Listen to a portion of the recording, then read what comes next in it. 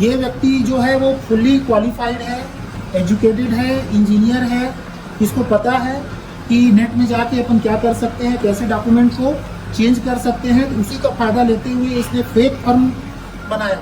Engineering का छात्र नशे का सौदागर निकला और घर पर नशीली दवाएं लोगों को दे रहा था, ऑनलाइन बेच रहा था। राजस्थान से जो फैक्ट्री से जहाँ से सामान आया था वहाँ पे जाके दबिश दे के वहाँ पे से एनडीपीएस की जितनी सारी टैबलेटें हैं जो प्रतिबंधित दवाइयों की सूची में आती है उसको जब्त करने में सफलता पाई थी। तो उस केस में भी मुख्य आरोपी यही व्यक्ति था। हमारे यहाँ कवायद ये है कि कोई भी पढ़ा लिखा इंसान गलत रास्ते में नहीं जा सकता, वो कोई अपराध नहीं कर सकता। पर एक लंबे समय से जिस तरह की खबरें सामने आ रही हैं उसमें यही समझ में आता है कि कोई भी पढ़ा लिखा इंसान गलत काम कर सकता है और ये भ्रम टूट रहा है। और ठीक ऐसे ही भूतपूर्व इंजीनियरिंग का छात्र नशे का सौदागर निकला और घर पर नशीली दवाएं लोगों को दे रहा था, ऑनलाइन बेच रहा था। और ऐसे ही मामले का खुलासा कर दिया है दुर्ग पुलिस ने। आपको पता है कि लगातार दुर्ग पुलिस जो है नशे के खिलाफ अभियान चला रही है और जो लोग नशा कर रहे हैं या नशे का सामान बेचते हैं उन्हें पकड़ रही है और सलाखों के पीछे डाल रही है। और एक ऐसे ही मामले का भी खुलासा हुआ। आपको बता दें कि प्रदीप्ति नगर बोरसी में वैभव खंडेलवाल करके छात्र है इंजीनियरिंग का, भूतपूर्व हो चुका है, वो अपने घर पे ही फ्लैट में नशीली दवाएं रखकर बेच रहा था। अब आपको बताते हैं, चौंकाने वाली बात यह है कि सारा अपने इंजीनियरिंग का पढ़ाई का दिमाग वो इसी काम में लगा दिया। कैसे लगा दिया?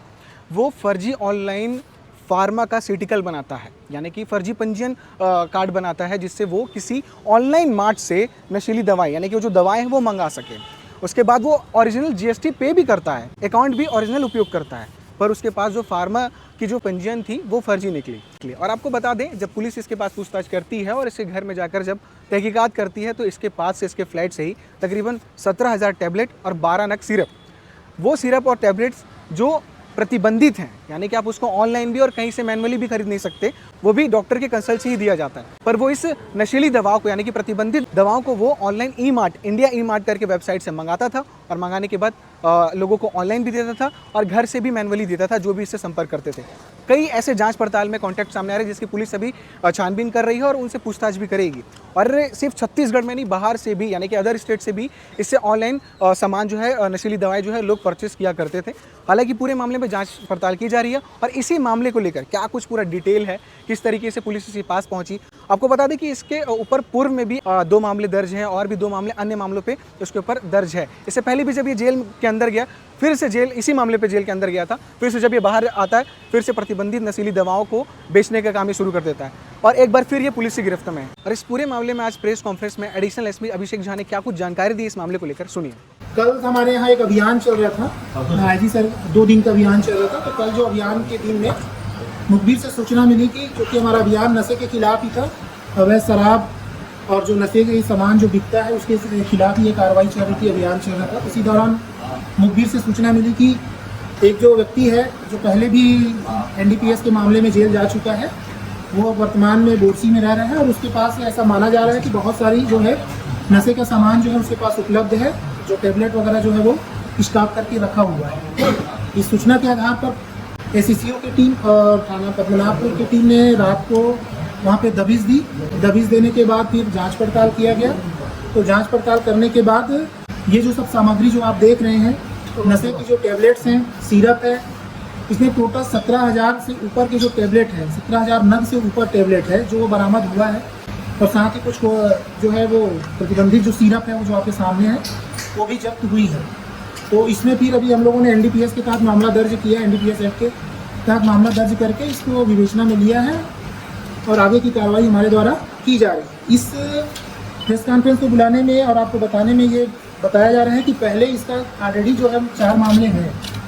एक जो आपको पता होगा कुछ समय पहले मोहन नगर में एक मामला हुआ था जिसमें कि हम लोगों ने कार्रवाई करके फिर राजस्थान से जो फैक्ट्री से जहाँ से सामान आया था वहाँ पे जाके दबिश दे के वहाँ पे से एनडीपीएस की जितनी सारी टैबलेटें हैं जो प्रतिबंधित दवाइयों की सूची में आती है उसको जब्त करने में सफलता पाई थी। तो उस केस में भी मुख्य आरोपी यही व्यक्ति था और ये दोबारा भी इसके द्वारा यही चीज़ किया गया। इसमें इनका जो अपराध करने का तरीका जो है वो गौर करने लायक है।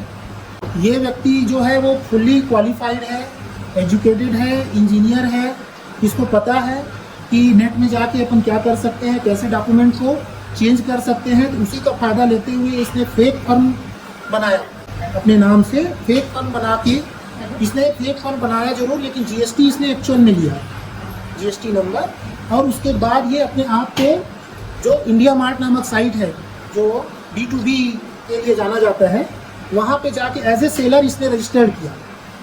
रजिस्टर्ड करने के बाद चूंकि वो सेलर के रूप में रजिस्टर्ड हुआ इस फार्मास्यूटिकल फर्म के नाम से, तो ऑब्वियसली क्या है कि जो भी जो रहती बड़ी बड़ी कंपनियां जो अपना जो ये सब सामान बेचना चाहती है वो संपर्क करती हैं। तो इनसे संपर्क करके जब इनसे पूछा गया तो इन्होंने अपना जो डेटा जो उसमें डाला था उसमें अपने आप को बहुत बड़ा जो सेलर बताया इन सब चीज़ों का। जो तो स्वाभाविक है जो कंपनियां अपना सामान बेचना चाहती है वो ये सब चीज़ें इनको उपलब्ध कराया। तो इसने उससे ये चीज़ प्राप्त करने के बाद फिर अपने तरीके से इसको अपने यहाँ बुलाना मंगा के स्टार्ट किया, स्टार्ट करके फिर ये डिस्ट्रीब्यूट करने का काम कर रहा था। जो लोगों के जो उनसे माल लेना चाहते थे उनको ये माल उपलब्ध कराया। आप मंगाते हैं?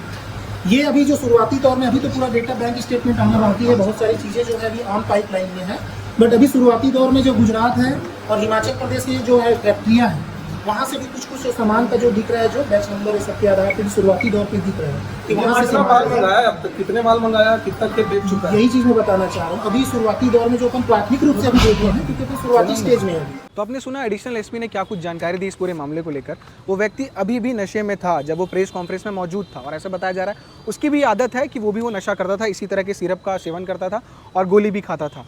तमाम ये चीज़ें इस तरीके के जो नशीली दवाएं बेच रहे हैं या फिर चिट्टा हो, गांजा हो, लगातार दुर्ग पुलिस इस तरह के लोगों पर कार्रवाई कर रही है और नशा के सौदागरों को और गिरोह को पकड़ रही है और सलाखों के पीछे डाल रही है। लगातार दुर्ग पुलिस के अभियान जारी है और इस अभियान के तहत ऐसा कहना है कि दुर्ग को नशा मुक्त करना है। आगे इसमें क्या अपडेट रहेगा हम लगातार आपको अपडेट करते रहेंगे। बने रहिए केपी न्यूज़ के साथ। शुक्रिया।